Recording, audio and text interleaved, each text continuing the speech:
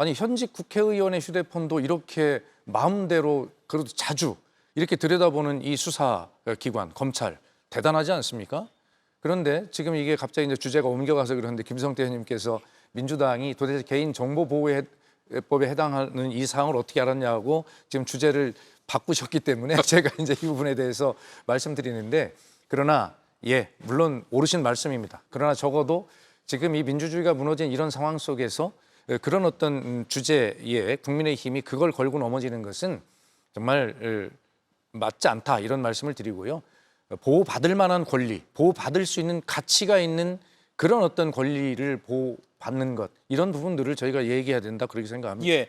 다만 그 부분에 대해서 나경원 의원도 문제 제기를 해서 저희가 직접 이 휴대전화 교체 기록을 언론에 공개했던 황정아 민주당 의원실에 문의를 했습니다. 그리고 답변을 받은 게 아까 전에도 화면이 나갔는데 과방위 차원에서 상임위가 의결해서 통신사에서 받은 것이고 통화 내역을 받은 것이 아니라 의혹의 시기만 한정해서 휴대폰 교체 내역만 받은 것이다. 그러니까 민감한 정보를 받은 게 아니라 휴대폰 교체 내역에 대해서만 국회 증감법 등에 따라서 절차에 따라서 받았다. 이렇게 황정화 의원실에서 설명을 해왔다는 점도 정리해서 알려드립니다. 그러면 앞서 저희가 속보로 전해드렸는데 내일 오전에 열릴 윤 전 대통령 내란 공판 지기현 부장판사가 녹화 중계를 허용했습니다. 지난 4차 공판 때를 기억해보면 룸사롱 의혹에 대해서 지금 재판부에 대한 의혹이 있는 걸 알고 있다라고 하면서 약간 신상 발언처럼 해명을 하고 시작했거든요, 공판을요. 그렇습니다. 내일도 그러면 휴대폰 교체 의혹 또는 룸사롱 접대 의혹에 대해서 입장이 나올까요? 또는 나와야 한다고 생각하십니까? 저는 그럴 가능성이 매우 높다고 생각합니다. 예. 지금 지기현 재판장이 지난번에 자신의 입장을 이야기할 때보다 지금 훨씬 더 코너에 몰려 있는 상태고 의혹이 훨씬 강해진 상태거든요. 이런 상황이기 때문에 아마 내일 그 재판 중계를 허용하면서 그러한 계기를 이용해서 자신의 입장을 이야기하기 위해서 어쩌면 이걸 허용한 것이 아닐까라고 하는 그런 의심도 저는 합니다. 예. 어쨌든 내일 저도 궁금해서 좀 지켜볼 계획입니다. 예. 어떻게 보십니까? 그러니까 이제 법원감사위원회에서 이렇게 내린 결정은 현재까지 사실관계로는 지기현 부장판사가 직무 관련성에서 이렇게 향응 접대, 룸살롱 술 접대는 없었다 이런 거거든요. 예. 그렇기 때문에 이제 이게 직무 관련성은 아직까지 인정되지 않는다는 거고 결론은 그렇기 때문에 징계 사유로까지 판단하기는 어렵다. 이게 이제 법원의 입장이에요. 예. 그렇기 때문에 이제 앞으로 이제 민주당 입장에서 지기현 부장판사를 지금 이제 이미 공수처에 고발이 돼 있죠. 그렇기 때문에 그런 수사 결과가 또 나올 것이기 때문에 그 수사 결과에 따라서 또 내용은 달라질지 모르겠습니다만은 이제 휴대폰 교체 이런 자주 교체한 부분은 지금 이제 법원의 입장에서도 권성동 의원이 사실상 구속 결정이 나버린 게 구속심사에서 이게 이제 차명폰을 이용했다. 그러니까 이제 자기 보좌관의 핸드폰을 이용해 가지고 윤영호 본부장이나 건진법사랑 직접 통화를 시도했다. 이런 내용들 때문에 이제 쉽게 말하면 증거 인멸 우려가 있다. 그래서 이제 구속영장이 발부됐던 거거든요. 그렇기 때문에 이제 근데 이 판사 당사자가 이제 핸드폰을 자주 교체했다는 이 부분에 대해서는 이제 앞으로 제가 볼 때는 민주당이 이 개인정보법에 어떤 입에되지 않는 핸드폰 교체 사실만 가지고 일하는데 조금 있으면 이제 이 핸드폰 교체로서 그 왜 교체 사유가 무슨 내용이 거기 있기 때문에 이걸 교체했다 이런 내용이 아마 민주당의 공세가 틀림없이 나옵니다. 저는 그거 보고 이제 판단할 건데 지기현 부장판사 입장에서는 이 문제는 오래 시간을 끌면 안 된다고 저는 봐요. 왜 핸드폰 6년 처음에 1차는 6년 됐기 때문에 노후화돼서 바꿨다. 그리고 앞으로 두세 번 더 바꾼 부분은 이러이러한 사유가 있었다. 그럼 뭘 구체적으로 밝혀내면 되는 거죠. 예.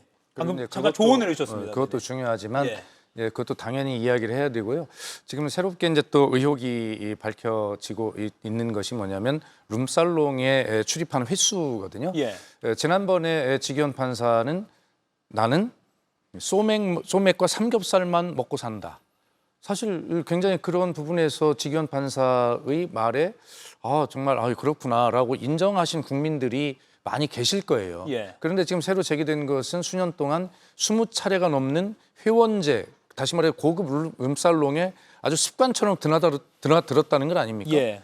그러면 삼겹살에 소맥만 먹고 산다라고 하는 것이 국민을 향한 거짓말이었을 가능성이 매우 높지요.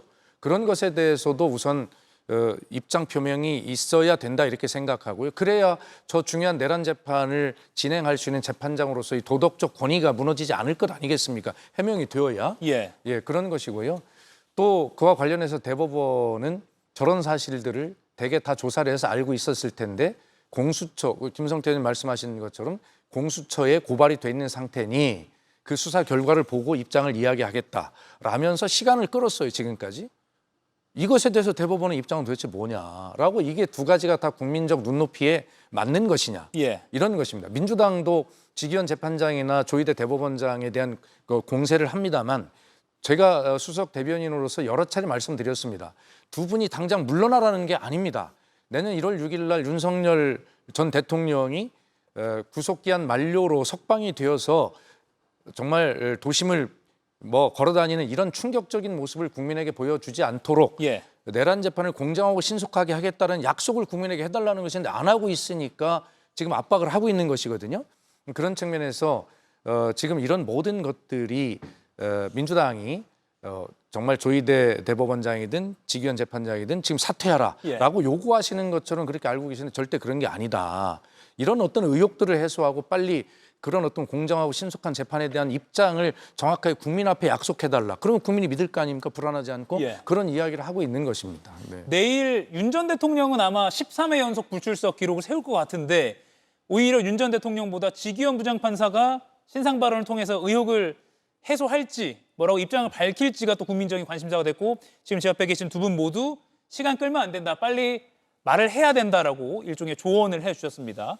남은 국군의 날 관련 질문도 있었는데 그것까지는 가기 힘들 것 같고 요거 질문 좀 드릴게요.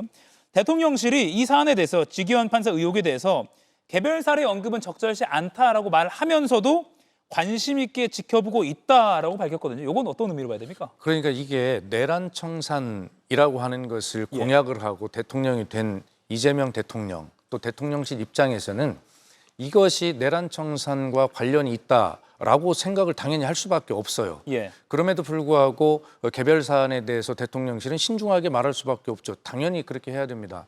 그러나 이것에 대해서 관심이 있을 수밖에 없는 것은 다시 말해서 내년 1월 6일로 제가 알고 있습니다만 윤석열 전 대통령이 구속기한 만료로 이렇게 침대 재판이 이루어질 경우에 만약에 석방이 되어서 나와서 지난번처럼 돌아다닌다고 생각을 했을 때 2026년 희망에 차 있을 국민이 받을 충격은 얼마나 크겠습니까? 그것은 바로 이 국정을 운영하고 있는 대통령실, 집권 여당인 민주당이 이건 후폭풍이 아니라 그냥 정말 쓰러질 만한 폭풍을 맞을 일입니다. 이것이.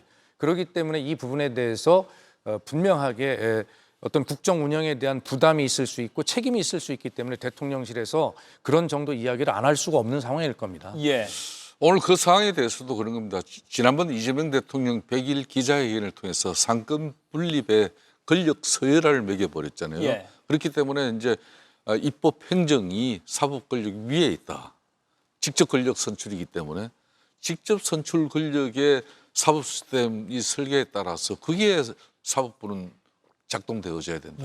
저는 그러니까 지기현 부장판사가 구속 취소 결정만 하지 않았다면 이렇게 이제 쉽게 말하면 사법부의 독립을 훼손받을 정도로 이런 사법부의 위기를 자초하지 않았을 것이다. 이게 이제 민주당의 주장이지만은 지금 현재 지기현 부장판사는 구속 취소 결정만 한 것이지 앞으로 지금 현재 이 재판 과정을 통해서 1심에서 지기현 부장판사가 최종 어떤 판결을 내릴지 그건 아무도 모르는 겁니다. 근데 민주당 입장에서는 지레짐작해가지고 1심 결과가 만일 국민적 그리고 자신들이 주장하는 그 입장대로 나오지 않는다면은 이거는 엄청난 혼란이 야기될 것이다. 그렇기 때문에 지기현 부장판사는 이 재판에서 손을 떼라 이야기인데 이걸 근본적으로 사법부를 사실상 침범하고 침해하는 행위예요. 상당히 위험한 행위죠. 그래서 이런 모든 부분은 이제 법원이 독립적으로 판단할 수 있는 그런 우리가 민주주의 대원칙 속에서 민주당 입장에서도 더 이상의 정치 압박은 이제 사법부 침해로 비춰줄 수 있으니까 이 정도 하시면 저는 좋을 것 같아요. 이가혁 라이브를 시청해 주셔서 고맙습니다. 이가역 라이브는 평일 오후 5시 TV와 유튜브로 실시간으로도 함께 하실 수 있습니다.